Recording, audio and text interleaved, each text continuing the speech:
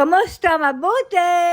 For today's video. For today's video ay ito din yung araw na nagpa-house tour ang aming kapitbahay na si Aling Esther. Paglabas ko nga ng aming pintuan ay nakita niya ako at nakisuyo na buksan ko daw yung kanyang bintana. Mag-grocery nga ako ng araw na yan at bibili ng heater para kay Lola. Sunod-sunod nga ang mga araw ng pag-ulan kaya naman si Lola ay nilalamig na kaya nagpabili niya sa akin ng heater. Ay nga't meron pang mga binaklas na gamit na itinapon ng aming kapitbahay. Siguro ay nagsisimula na silang maglinis para sa darating na holiday dito sa Israel na tinatawag nila na Pesach. Umuulan nga ng araw na yan kaya makapal na jacket ang aking suot at balot na balot ang person dahil sa kalamigan.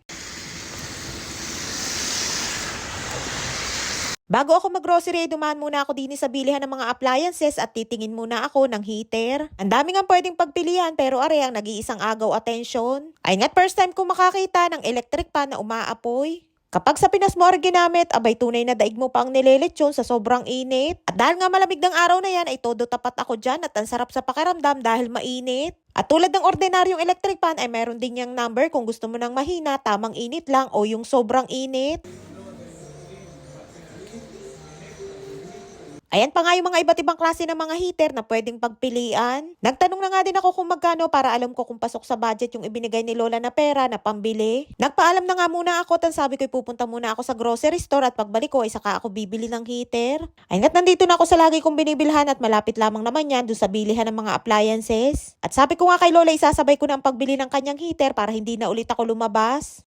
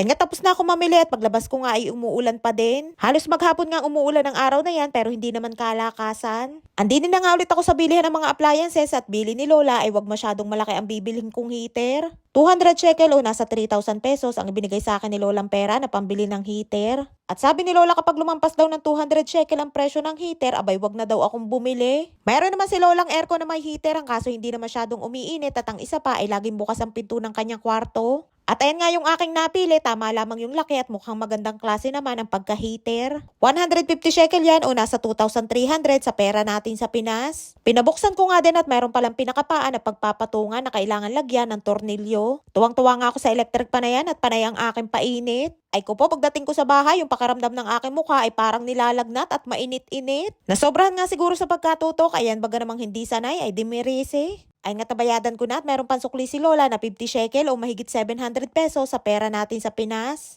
Inihiwalay na nga yung pinakapaan na tungtungan at dyan na lamang inilagay sa plastic. Todara ba? Ay nga tapos na at for the go na ang person. At dahil wala silang plastic na pagkakasyahan ng kahon ay nilagyan na lamang ng scotch tape para meron akong bit-bitan. At fast forward pagdating ko ng bahay ay agad pinaayos sa akin ni Lola at inilagay ko yung tungtungan. At syempre tinesting na din at tuwang-tuwa nga si Lola bukod sa maganda ay hindi din daw kamahalan. Ay siya hanggang dito na lamang ating kwento for today's video. Maraming po salamat sa inyong suporta at laging panonood. Mag-ingat po kayo palagi. And please subscribe to my YouTube channel. Please follow and share. Salamat!